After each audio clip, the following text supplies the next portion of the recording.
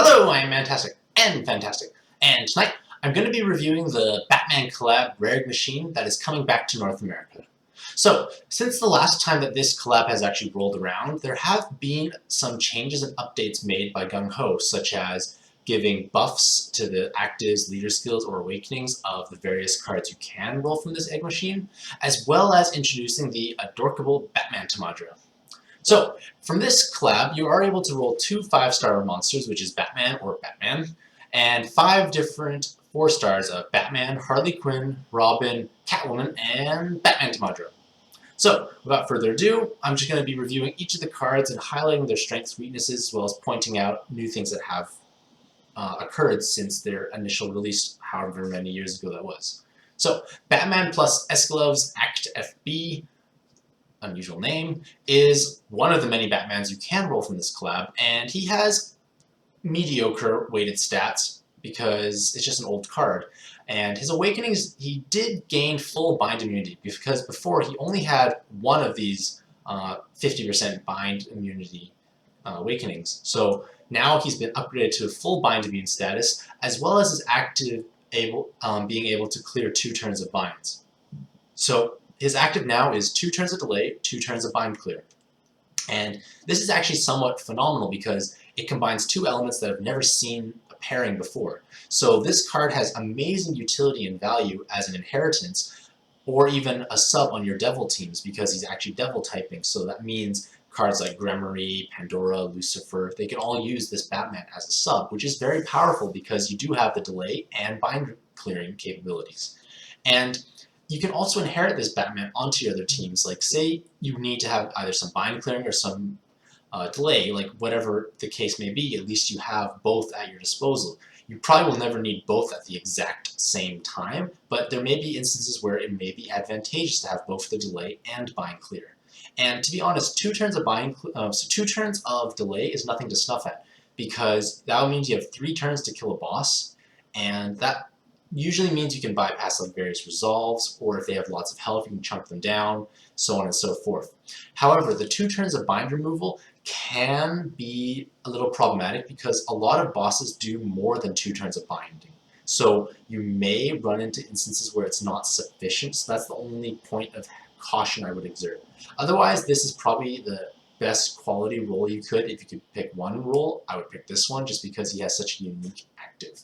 Otherwise, he's a bit lackluster. His leader skill is outdated. Over 80% health is hard to maintain. You don't have naturally built-in heals, so on and so forth. Next is Batman plus BW Stealth. And this Batman gained double 2-prong, so now he does hit reasonably hard, as well as gaining this 999 true damage to a single enemy, as well as providing 2 turns of damage enhancement for dark cards. However, this active is kind of weak because it doesn't do enough of anything, because you have only 1 turn of damage enhanced, so all the Gemstone Princesses outclass you, all the Norse gods outclass you, his awakenings are reasonable, but not as good as Awoken Eye or Loki. So he's doing everything worse compared to other cards, so it's not that good anymore. That's the problem. And 999 true damage to a single enemy can be useful if you have to kill one thing.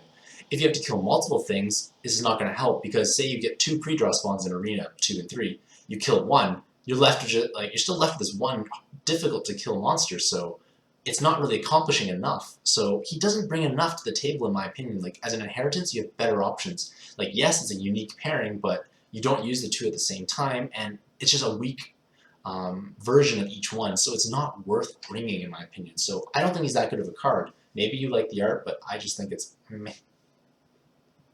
Next are the 4-star rules, and 4-star rules that are able to be evolved do qualify as assistance for skill inheritance, so just keep that in mind before you sell them in case they have other value. So first up is yet another Batman. So it's Batman plus Remote Claw, and he has been upgraded to have 5 sunglasses. Now, 5 sunglasses means he is able to provide 100% blind attack immunity. So that's kind of interesting, like maybe because he is the knight and like he is darkness, whatever you want to call it. He just wears so many sunglasses because he's cool like that. But does that mean he wears his sunglasses at night? We will never know, but I've actually started talking like, Batman, quite frequently throughout the night writing this article.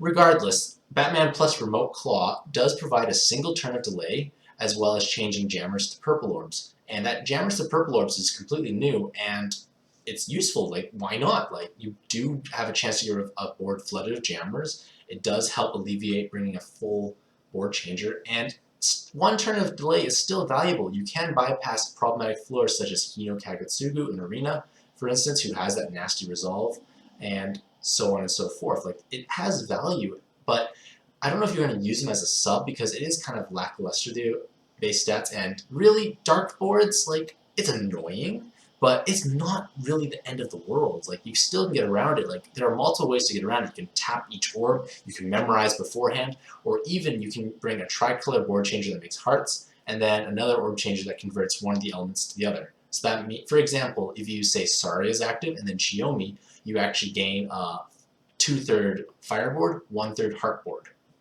It works. You can see which are the hearts, which are the fire. You can match as if nothing happened. So is there really a need for this 100% dark resist? Maybe, but it's unique, it's different. If we start getting dungeons that have maybe excessive amounts of dark blind attacks, maybe it's useful. So it's a pretty cool silver all around. Like, it does have good value. Next up is Robin plus E-Stick. And Robin used to be a low-cost leader who was used to defeat bosses like Tengu and Gaia back in the day when it was incredibly challenging. And he is able to achieve 64 times attack if you hit 10 combos. So you had to be incredibly skilled, or like you hit 16 times with 8 combos. So you basically had to be incredibly skilled with no time extends to hit these high combo thresholds for low cost. So it was unique, it was niche. Some people liked it, but it's now irrelevant. Like, you never would use him as a leader now because you have so many better options that do so much more damage with far less effort and more consistency. So his active actually got revamped because Gung-Ho realized it's not a good leader anymore. So now he actually deals 99. Whoops, there should not be this dark to jammer thing here. Pretend that's not there. But he now does 99 true damage to a single enemy, and he does provides 1.2 times balance attack for 6 turns. So that 99 true damage to one enemy does have problems because you can't kill 2 pre-draws, so on and so forth, but you can kill Zeal, which is becoming a more common spawn in these various machine dungeons. I'm just going to quickly take out that Robin typo really quick so you can see how I work. Anywho, so you can kill Zeal, which can be useful, but it's just meh overall. Like, the only other situation where I feel like you could gain extra benefit from this is that you are baiting out status voids, for say like Grizzar or Xerath Infinity. You make him waste those turns because you have this long-lasting buff, along with possibly helping Zeus Dios's out because you gain. Well, he provides 20% more damage for balance, and Zeus Dios's are balance type. So on your push button Liu Bei team might have more value if you're like needing to execute a single high defense card or boss. So something to keep in mind. It's very niche, but it's different. It's Robin. He's a sidekick, so he can't be the star of the show.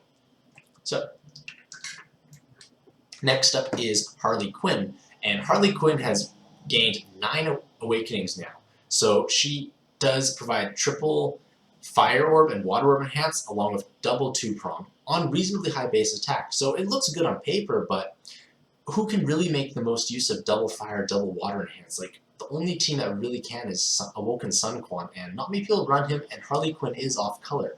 So just looking at her active, she changes Dark to Fire, Light to Water. So that's a unique orb changer, but again, who really makes use of it? Awoken Sun Quan. So maybe you would use it as an inherit just to have guaranteed board activation, but you're probably better off running someone like Mori Montanari as a sub instead, or using that active. So Harley Quinn got a buff, but it has no real place to be used at this point in time. So I'm not quite sure where they were going with this, but you still can use her as a placeholder sub if you're, say, new or mid-game player, because she does have nice awakenings. Like, you can stop, technically, if you're conscious that Tawandras, just ignore the last 3, and your mono fire sub is pretty strong at that point. So something to keep in mind. Next up is Catwoman plus Seaclaw, and Catwoman was used back in the day to gain more coins from Weekend Dungeon. She still has the same leader skill, which is completely irrelevant because we don't need coins anymore at all. And her active skill has undergone several changes, and it now is able to spawn 8 fire orbs at random on a 10-turn cooldown. Now, that can sound nice, but it's still a 10-turn cooldown, and you gotta look for value when you use actives, especially for inheritance, because you can inherit Catwoman. And the value is not quite there, because someone like Ares, who's an 8-turn cooldown, can provide double orb change, which is probably going to produce more than 8 fire, as well as the Skyfall active. So that's automatically a much better active.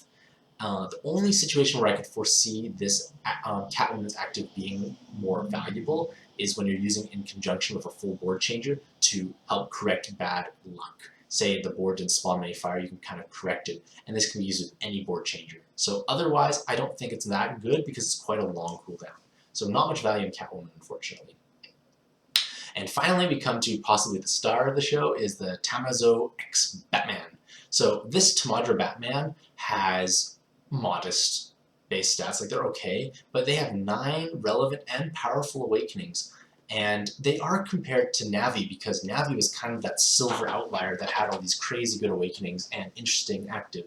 And Tamadra Batman is no exception. He provides 3 turns of Heart Skyfalls and 1 turn of Haste on a 7-turn cooldown.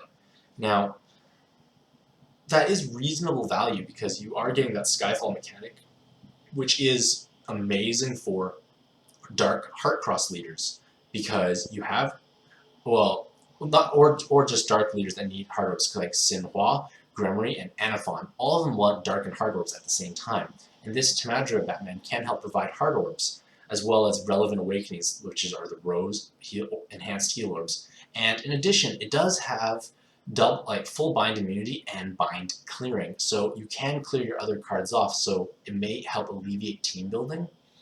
And it's pretty strong all around, to be honest. Like, it is a powerful card, but perhaps the most benefit is because of the balance typing, because when it's balanced, you can use them on those teams and get the benefit from their full leader skill, and those teams tend to have issues finding enough subs to fill their roster. So Tamadra Batman may be a good option for that.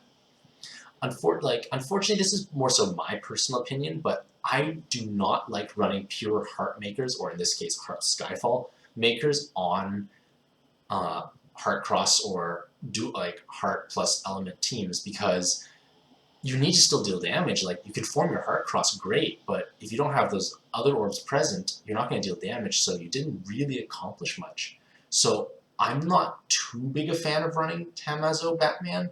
Like, it does lack the co-op boost like Navi did, so his base stats are quite low. Maybe you like the bind clearing, but if you're running Gremory, you don't need it. If you're running Anaphon, you probably don't need it either. So it's just not quite ideal, and that's just my personal opinion, but other people may find value out of it.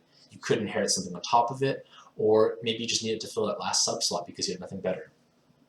So that's basically the end of the Batman collab. I think it's kind of disappointing overall. Like, nothing is that pretty or exciting. Like, aside from the Tamadra Batman, nothing's that visually appealing. Nothing is also that powerful. Like, nothing's going to change up the meta. Nothing is, like, needed on any team. It's just maybe luxury with the Dark Light Batman with a 2-turn delay, 2-turn bind clear, but that's excessive luxury, and it's not needed all the time. So I don't think there's much value in rolling this collab. But everyone has different reasons for rolling. Maybe you're a huge fan of this, the Batman universe, and you just want them for collection purposes, or maybe you really want that Tamadra Batman because you'll fill out the last sub slot on your Anaphon team, so on and so forth. So let me know what you think about this collab, or as well as what you think of this video, and let me know if you're actually planning to roll. And have a Mantastic evening, and happy puzzling!